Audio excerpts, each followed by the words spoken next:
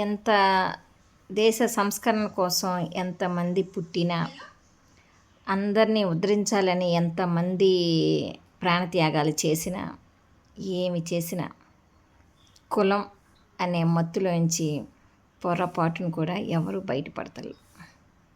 ఇది బాగా జనాల్లోని నాటుకుపోయి ఒక మహా వృక్షంలాగా తయారయ్యి ఎక్కడికైనా సరే ఒక అడ్మిషన్ కోసం పిల్లలు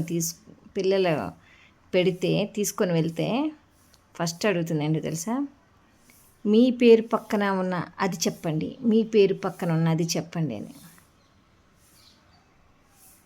నిజంగా ఇలా చెప్పడానికి ఇష్టపడని వాళ్ళు ఎవరైనా ఏదైనా ఒక ఓడిని ఒకేలా ఉండే ఓడేదైనా కనిపెడితే బాగుంటుందేమో అనిపిస్తుంది నాకు. అంటే బాగా చెప్తారనుకొని మనం జాయిన్ చేయాలనుకుంటాం, కానీ చెప్పడం సంగతి దేవుడు ఎరుగు.